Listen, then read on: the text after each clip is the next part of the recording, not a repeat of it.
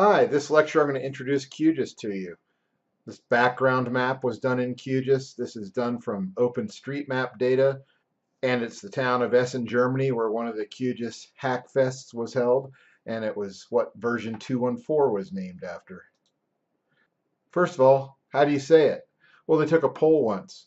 42% of the people said QGIS, 30% said QGIS, the way I tend to say it, 23% said QGIS, 3% said Inkadinkadoo, and 2% said QGIS. I've heard a lot of people now just call it Q, so you can call it what you'd like. It used to be known as Quantum GIS, but at version 2.0, it was officially shortened to just QGIS. So a little more history. The project began in 2002 by Gary Sherman, pictured here. And he was at the time working for the BLM in Alaska, and he just wanted a GIS data viewer for all his data in a PostGIS database. And that's what inspired him to start this. It started off slow, but began to gain steam a few years later. It will run on any operating system, Windows, Mac, Linux. It's possible to get it to run on a Chromebook, and there's a version for Android as well. Another nice thing about QGIS is that it's 64-bit. So that just means it can take full advantage of all your RAM on your machine. ArcMap is still a 32-bit application. This is what one of those very early versions looked like when it was simply a viewer. It's come a long way from this. This is version 0.06. Our version is going to be 3.2 in this class. It's nicknamed Bonn, the city where the development conference was held that year. So this version was just released this summer in June 2018. And there's always multiple versions of QGIS available. There's what's known as a long-term release, which at the current time is 2.18. There's a stable release, which is QGIS 3.2 Bonn. And then there's a nightly build master that comes out every single night, which is the current freshest version available. And you can have all these versions installed simultaneously, especially it's very easy to do this on Windows. So QGIS has a really rapid release schedule. There's a new stable release every 4 months. So version 3.2 now is that stable release currently. So over that 4-month period, the first 3 months is the development cycle where new features are developed. The last month of that period is a bug fix. So they go into what's called a feature freeze, where all the features are frozen and they just fix bugs. Every year there's a long-term release. You can imagine if there's a new stable release every 4 months, that's a really rapid schedule, and it can be difficult for a production shop or a school or something like that to keep up with this rapid pace. So this long-term release really has those kind of people in mind. If you need a stable release for your office that's not going to change over the year in terms of features, you would choose the long-term release. That release is supported for the whole calendar year with bug fixes, but it gets no new features over the year. So we were just talking about licenses in the first week of the course. If you open up QGIS and go to the Help About QGIS option, this window will open up and there's a Licenses tab here. And you can read all about the software license for QGIS. It's a GPL license, so it's a copyleft license, kind of under the vein of what Richard Stallman advocates. So again, QGIS is a project of OsGeo, which is a nonprofit that helps foster open geospatial technology. QGIS is now a nonprofit. For years, it was kind of just an ad hoc group of developers trying to work together in a collaborative way. And it's gotten to the point where they realized in 2016 that they really needed a formal organization to have a bank account and have meeting minutes and things like that. So it was established as a nonprofit in Switzerland 2 years ago. It's basically an association of QGIS users and developers.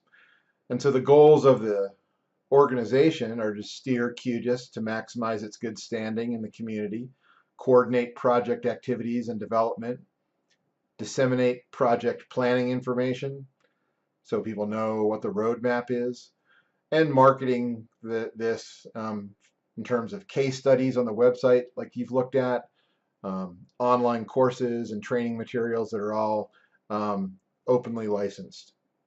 And the organization operates as a democracy headed up by a project steering committee, or it's often just called the PSC. And the governance docs are available at the links at the bottom of this slide. So since this is an open source project, it's an open book. Everything is available. You can look at their budget, the organizational structure, and all of that. The board itself is headed up by a chairperson. And there are other positions on the board. There's a community advisor that helps work with the community in terms of outreach.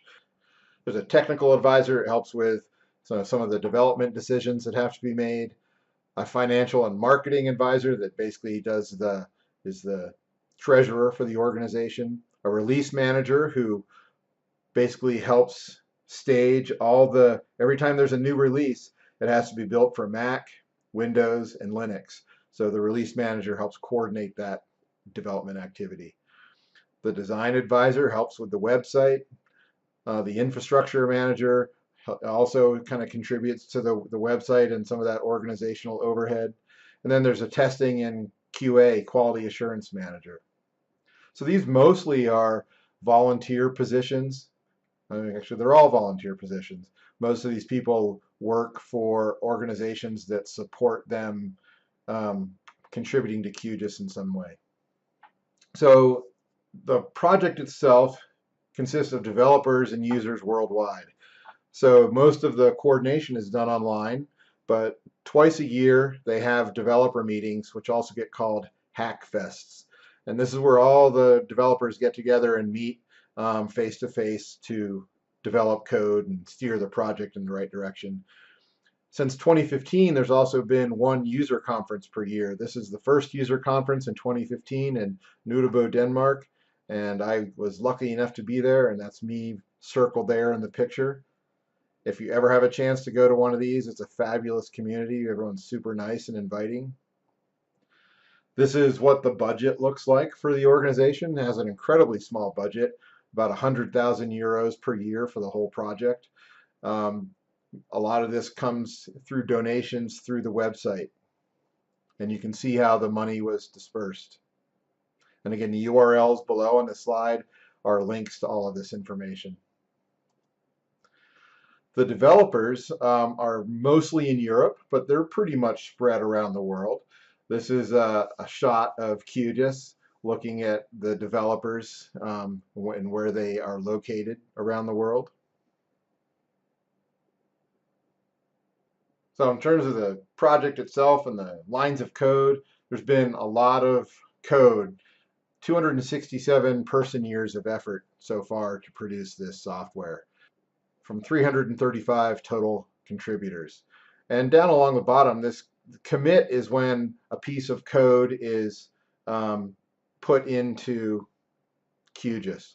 And so you can see the number of commits per month, pretty level through, up through 2012, but especially since 2015 or so, it's been climbing quite a bit. And so there's been a lot more work in the last couple years on QGIS. It's really developing rapidly.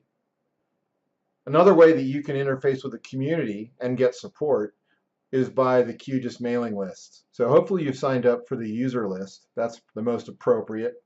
But you're also welcome to sign up to the developer list, the community team, the project steering committee, QGIS Web Client 2. There's lots of different lists. And it's probably not appropriate for you to comment too much on some of these until you know how the project works and what's going on. The user list is where it's set up for users to be able to ask for support.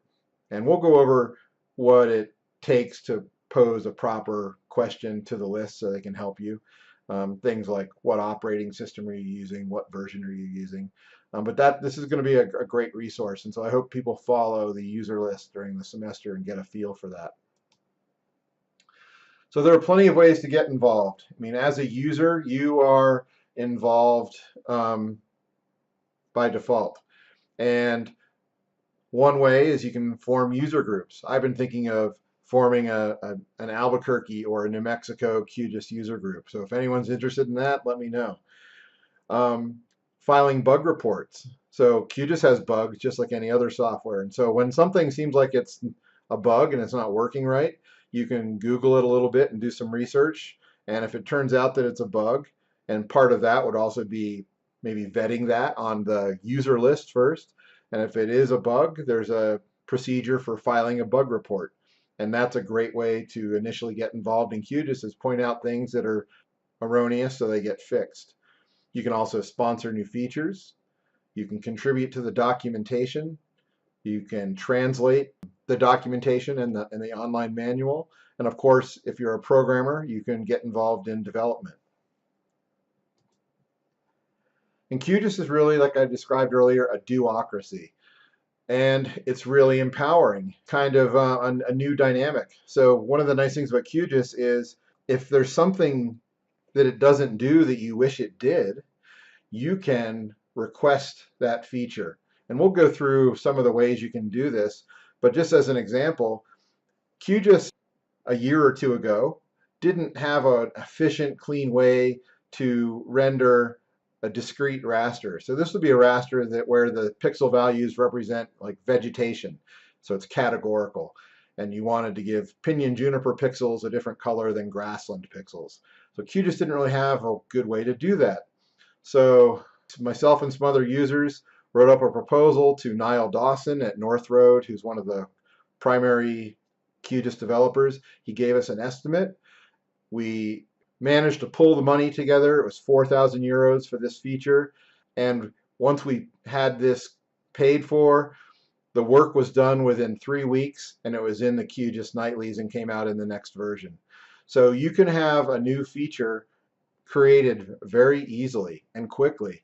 So this animated GIF that you've been watching while I've been talking is showing this paletted unique values renderer that I contributed to and that Niall Dawson developed in action here, and it's now part of QGIS. So it's not just QGIS Desktop. QGIS also has this mobile data collection app called QField that will run on an Android device. There's QGIS Server, which allows you to serve out data as these OGC services, which again we'll talk more about in the second half of the semester. And there's a QGIS web client, which is basically just a web client that you can serve your QGIS data out through. I mean, you need a server, there's some things involved, but QGIS does have some pieces in place for web mapping applications as well. So this is what QGIS Desktop looks like. It's going to look superficially a lot like ArcMap. You have the window here across the top are the menus that you're used to seeing in any software. There's toolbars below that. Along the left-hand side here is the layers panel, which would be the table of contents in ArcMap. So the layers that are bold are turned on and active. The ones that are grayed out are turned off. There's a little checkbox next to each one, and you see the symbol next to each one as well. This is the main map display. And then this is a panel over here right now. It's displaying a processing toolbox. There's also a results viewer here and a layer styling dock tabbed. So you can tab these panels, you can turn them on, turn them off. So this is the processing toolbox like Arc Toolbox in ArcMap with designed, with categories of geoprocessing tools. In QGIS documents, when you save it, instead of it being an MXD like an ArcMap document, here it would be a QGIS file. And actually, we'll get into this a little bit more later, but QGIS has just gone through some major changes. And with version 3.2, QGIS documents are now saved as a QGZ file, which is a zipped file that contains the QGIS file and a little database file. And we'll talk about why that is later. So one of the great features of QGIS is what I call interoperability, which is its ability to read and write data from lots of different formats. So on the right here, you have a huge list of all the different raster formats that QGIS will read. At last count, it's up to like 78. And this again is courtesy of Google being under the hood. 52 vector file formats. And this includes everything that you've ever worked with, most likely. Shape files, file geodatabases, GML, KML, things like that. And then a lot of connections to databases and web services. So there are some databases you may or may not have heard of. There's a new format called a geo package, which is kind of a version of a spatial light database. These are both kind of similar to file geodatabases, but more robust in some ways. There's PostGIS, so this would allow you to connect to a PostGIS database, MS SQL database, Oracle, DB2. These things called virtual layers, which are very powerful, which we'll talk about after the second half of the course.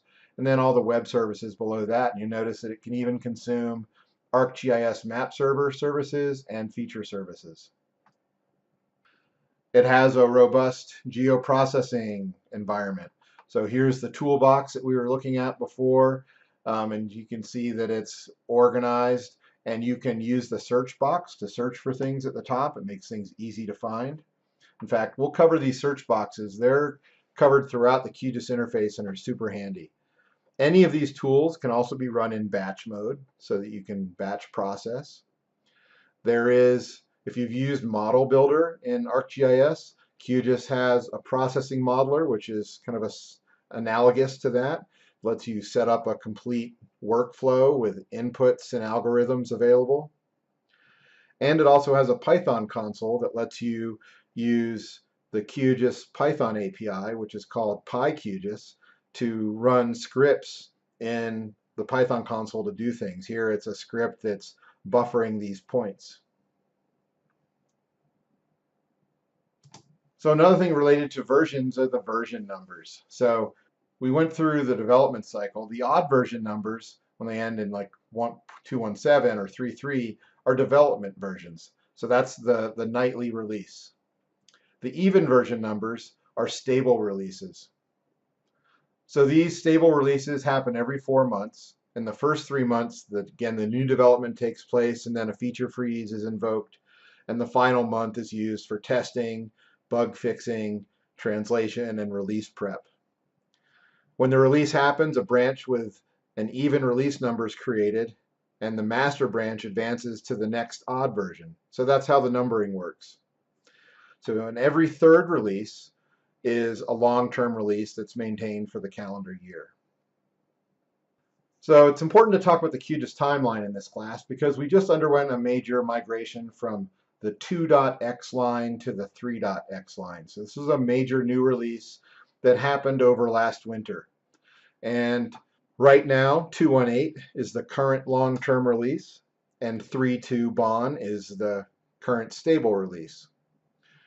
2.18 is going to be retired as the long-term release in October, so next month. At that point, 3.4 will become the new long-term release.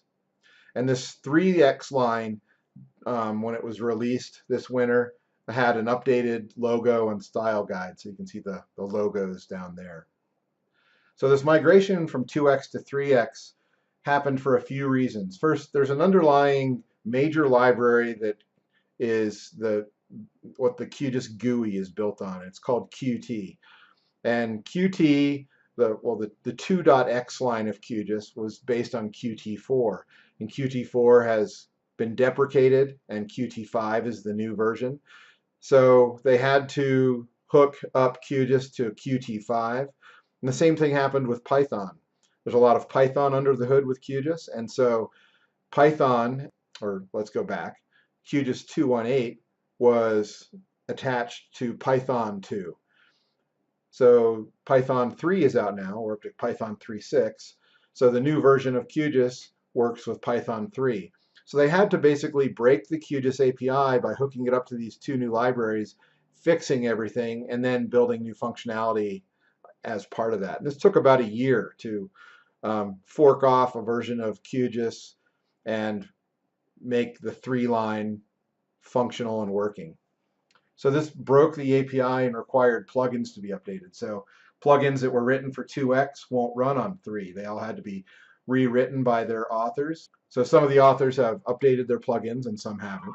This change has been especially beneficial to Mac users because OS 10 had a major issue with Qt4. So the new version of QGIS works much better on Macs, especially Retina displays. So I mentioned things beyond QGIS Desktop. There's this application called QField, which is based on the QGIS set of libraries, but it's a data collection app for Android. And it allows you to take QGIS projects out of the office for use in your field work. So I just want you to know that that's out there and part of QGIS as well. And we're going to learn some things that are unique to QGIS. So one of the powers of QGIS is it has a ton of renderers. Some of the data display options are pretty phenomenal. One of them being this cool technique called inverted polygon shape burst fills that you'll learn in the next week or so. So here I have, this is county boundaries for Maryland. So this is the Chesapeake Bay, and Baltimore is right up here. And if I wanted to do a coastal vignette, I can do this really easily in QGIS. QGIS has a way of styling a layer called an inverted polygon. So if I apply an inverted polygon to the county boundaries, it becomes the opposite of what it was. If I then also combine that with a shape burst fill, I end up with a coastal vignette of the Chesapeake Bay in this case without having any data for it. So you're going to learn some of these powerful techniques. Another thing QGIS has that's unique is blending modes. So these are things that you'll find in Adobe Illustrator and Adobe Photoshop. And what you're looking at in this animation is a classic use case for blending modes. When you want to show something like land ownership over shaded relief, historically you would just make the land ownership semi-transparent. And the more transparent you make it, the more you see the relief, but the more washed out the colors become. So in this first example, I'm in QGIS 3.2, and I am looking at the Jemez Mountains, and I'm making my land ownership semi-transparent, and you see the effect. Now instead of that, I'm applying a multiply blending mode to it, and this gives you full saturation of the land ownership colors and all the detail in the in the shaded relief simultaneously. So you'll learn how to use these techniques as well. So to wrap up, I'm going to go through some of the resources that QGIS has. There's a user guide online. Some of this you will have covered in Lab 1, but this is updated for every version, and I don't think it's quite done for 3. They're still working on it. In fact, they need people to help with that.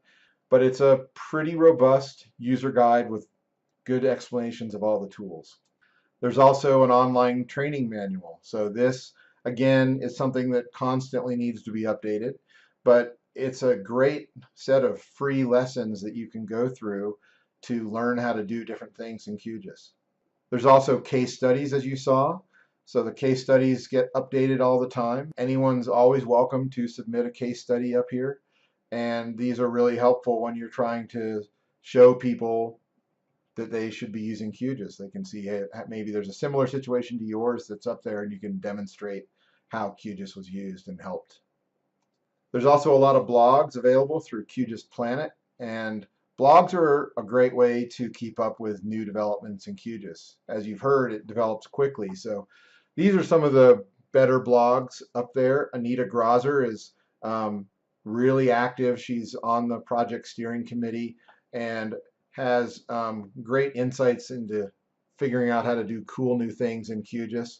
Niall Dawson in the lower left, his blog. He runs North Road, and he's based in Australia, and he's one of the most prolific developers on the project. And as always, he's a rare developer because he has really valuable insight into cartography and the code. So he does some really interesting work. Alexander Neto, GIS Unchained, is another great resource, and Nathan Woodrow is another Australian developer who has a blog that has lots of good posts about doing neat things with QGIS. In terms of social media, Twitter is probably one of the best ways to keep up with QGIS news. If you just follow the hashtag QGIS, for example. And Anita Grauser, again, is a prolific tweeter, and she posts a lot of great things about QGIS. Twitter is really going to be where all the new information comes out first. There's also some groups on Facebook, like Fanalia is a Portuguese company that works with QGIS a lot and has some of the developers on staff. So if if you're into Facebook, that would be an interesting page to follow. And there's a lot of great books out there. A couple of these are mine. This one, though, is notable. QGIS Map Design is a really fabulous book, and there's a new version of it updated for QGIS 3.4 that's in the pre-release version right now. It's going to be out next month, so that will be interesting. Most of these others, like mine, will have to be updated. So in review, QGIS is available for Windows, Linux, and Mac. It has a really active development community. There are user plugins, active listservs, and lots of new functionality. So this second week of the course, there's a lab 2 for you to work on, which is going to have you working with QGIS and introducing the interface to you, how to add data, how to style it, how to open the attribute table, and things like that. And then there's another reading assignment. This is a reading assignment where you're actually going to be listening to a podcast by Arnulf Crystal, who used to be the head of OsGeo. He has a German accent, but he has good English, so it's not hard to listen to, and he has a lot of insights. So these will both be due next week, and we'll next week get into some basic analysis and map composition with QGIS.